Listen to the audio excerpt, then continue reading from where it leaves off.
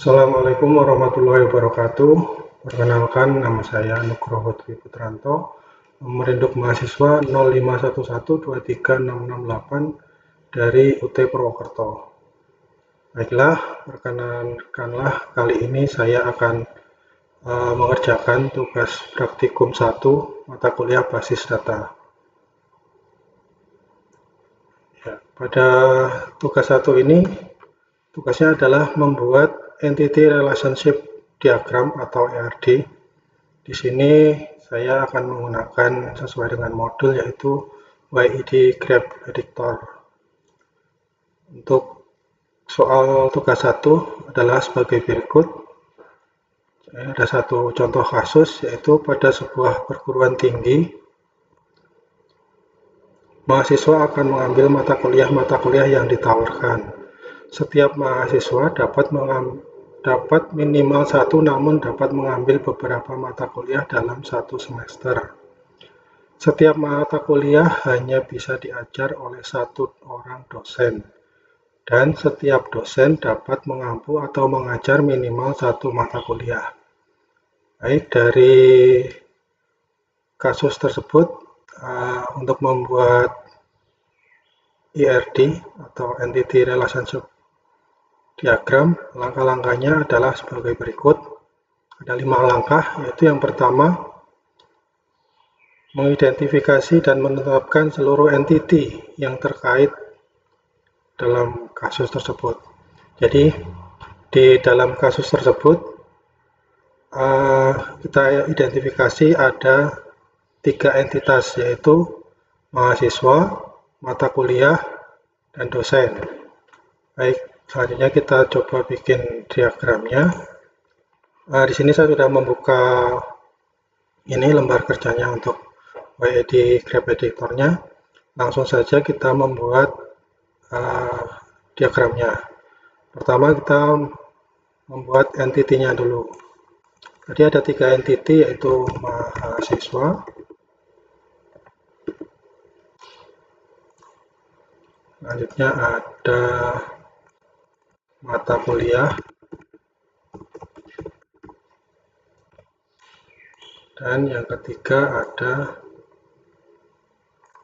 dosen. Nah, di sini sudah terbentuk 3 entity. Lalu kita ke langkah berikutnya. Langkah nomor 2 yaitu menentukan atribut-atribut atau field dari masing-masing entity beserta kuncinya atau key.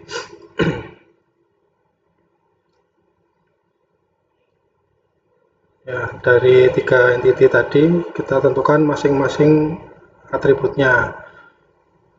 Ini di sini jelaskan jika dalam kasus tersebut menyebutkan di kasusnya sudah disebutkan secara rinci atributnya, maka kita tuliskan saja langsung. Namun jika dalam kasus tidak dijelaskan atribut setiap entity secara rinci, kita dapat menentukan sendiri dengan intuisi atau penalaran kita. Jadi dalam kasus ini ada 3 entity yaitu mahasiswa, mata kuliah, dan dosen. Di sini mata kuliah kita bisa membuat atributnya, yaitu salah satunya NIM atau nomor induk mahasiswa, yang kedua nama mahasiswa. Dari 2 ini yang kita tentukan sebagai primary key-nya yaitu NIM.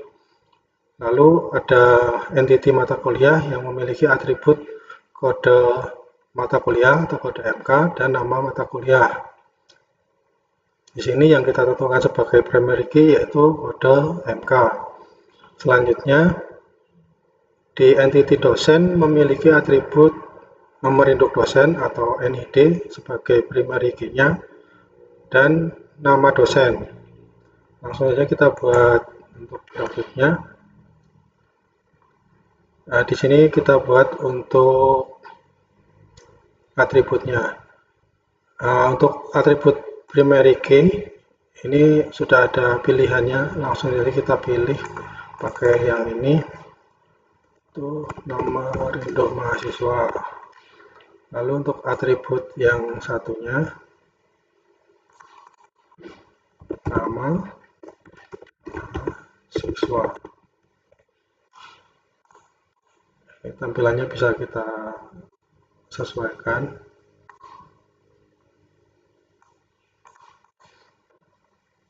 Baik, lalu kita tentukan untuk atribut mata kuliah. Primary key-nya kode MK. Atribut yang kedua, nama mata kuliah.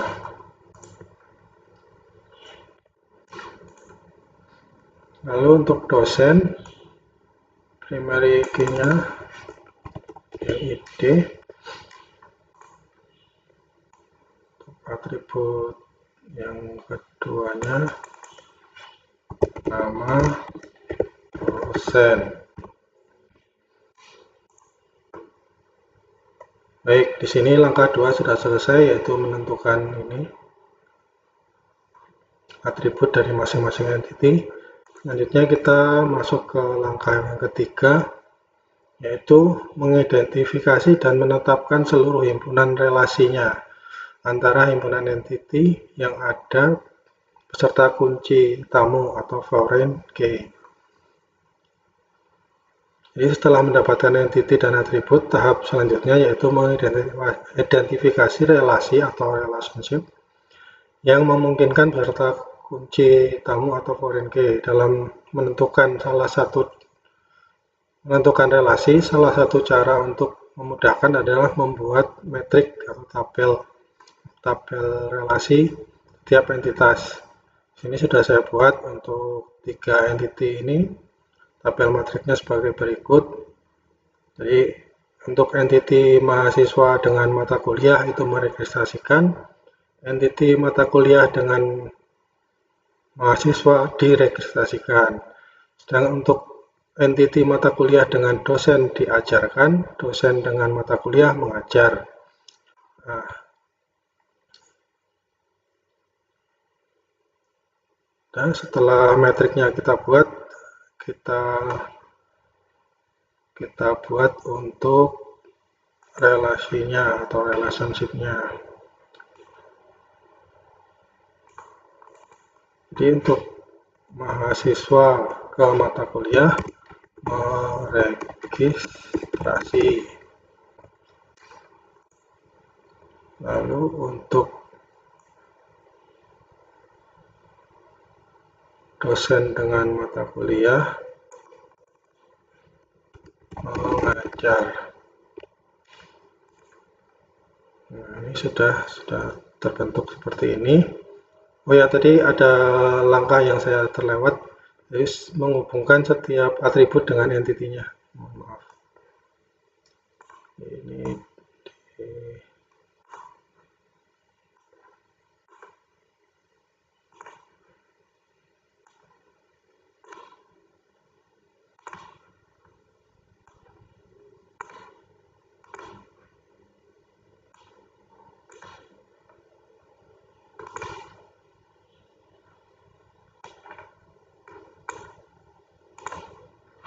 Nah, ini sudah dihubungkan, jadi ini terlihat kalau kita gerak-gerakan juga akan tetap nyambung.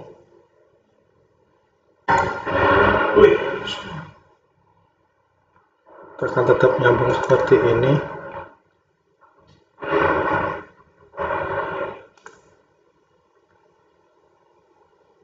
Nah, oke, selanjutnya setelah ini kita akan ke langkah keempat, yaitu menentukan derajat relasi untuk setiap himpunan relasi. Langkah keempat ini adalah penambahan relasi sesuai dengan hasil identifikasi relasi. Untuk penambahan relasi dapat dilihat dari tabel metrik yang sudah dibuat tadi.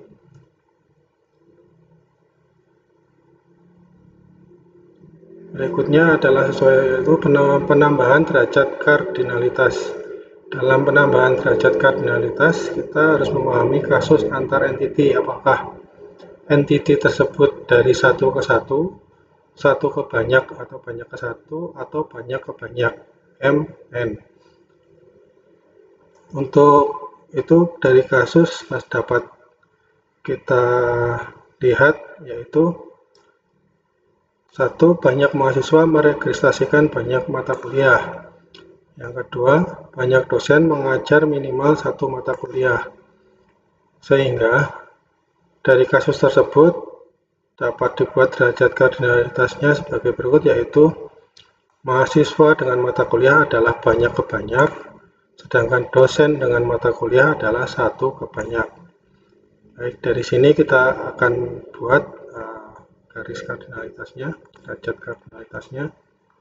Yang pertama kita dosen ke ini dulu ya, dosen ke mata kuliah. Satu dosen minimal mengajar satu mata kuliah. Lalu banyak mata kuliah diajar minimal satu dosen, dapat diajar satu dosen. Lalu untuk mahasiswa dengan mata kuliah adalah banyak ke banyak mahasiswa meregistrasikan ini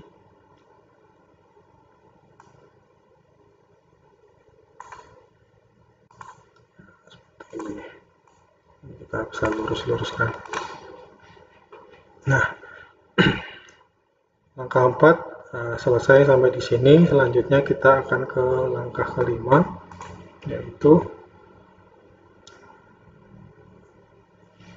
dari tabel diagram yang sudah terbentuk di langkah 4 tadi dapat dibaca sebagai berikut, yaitu mahasiswa dengan mata kuliah dapat dibaca banyak mahasiswa meregistrasikan banyak mata kuliah, minimal satu mata kuliah. Yang kedua, dosen dengan mata kuliah dapat dibaca satu dosen mengajar banyak mata kuliah, namun satu mata kuliah hanya dapat diajar oleh satu dosen. Jadi lambang-lambangnya seperti ini. Untuk melihat lambang-lambangnya dapat dilihat di di buku panduannya, sudah ada di situ keterangan-keterangan objek entity relationship-nya. Jadi untuk satu ke satu itu seperti ini, satu ke banyak ke satu seperti itu, banyak ke yang tidak spesifik seperti ini.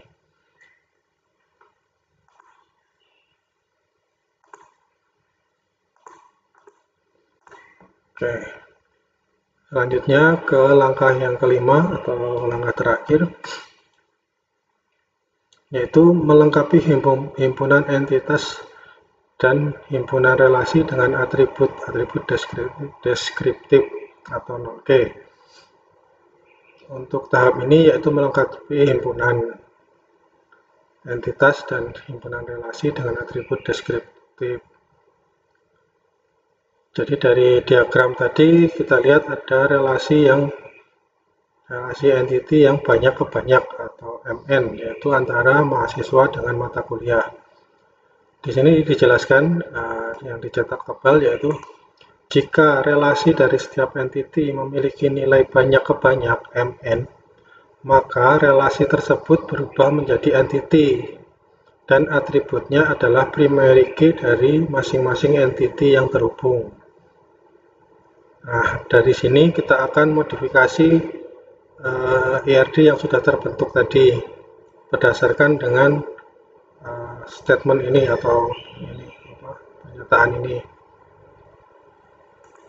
Nah, di sini adalah mahasiswa ke mata kuliah adalah banyak ke banyak. Jadi ini relasi meregistrasikan ini dapat diubah menjadi entity baru.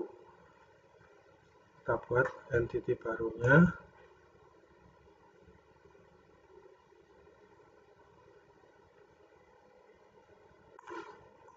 Entity barunya misalnya kita registrasi K.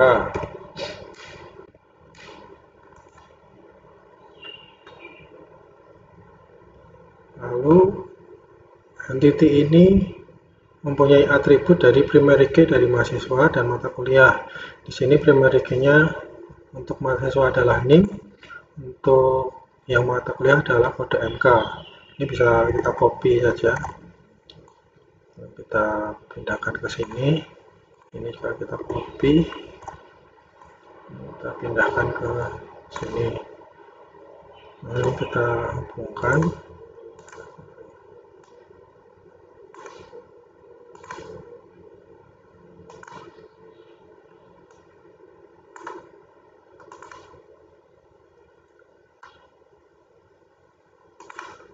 Lalu ini berarti karena ada entity baru, berarti entity-nya akan ada relasi ke sini dan relasi ke sini. Ini kita copy juga.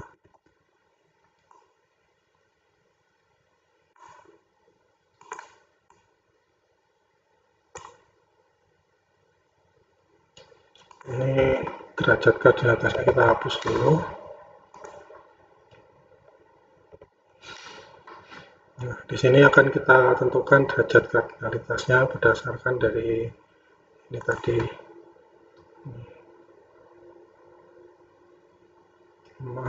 Banyak mahasiswa dapat meregistrasikan banyak mata kuliah minimal 1.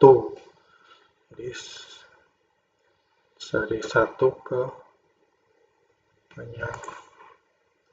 Jadi ini dari mahasiswa mahasiswa meregistrasikan registrasi MK ke sini, lalu mata kuliah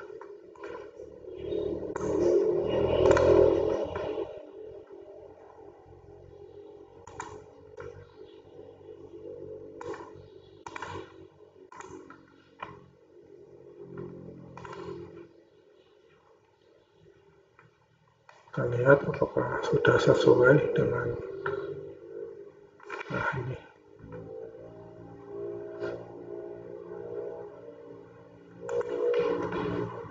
Nah, ini adalah hasil akhir dari entity relationship diagram dari kasus tersebut. Nah, ini ada satu entitas baru di sini, yaitu registrasi MK. Yang awalnya 3 entitas seperti ini. Kita cross check dengan ini yang di panduan, apakah sudah sesuai, sudah sama, ya, sudah sama ya. Oke. Baiklah, demikianlah proses pengerjaan praktikum 1 mata kuliah basis data yang dapat saya sampaikan. Apabila banyak kekurangan dan kesalahan, mohon bimbingan dan arahannya. Dari saya cukup sekian dan terima kasih. Wassalamualaikum warahmatullahi wabarakatuh.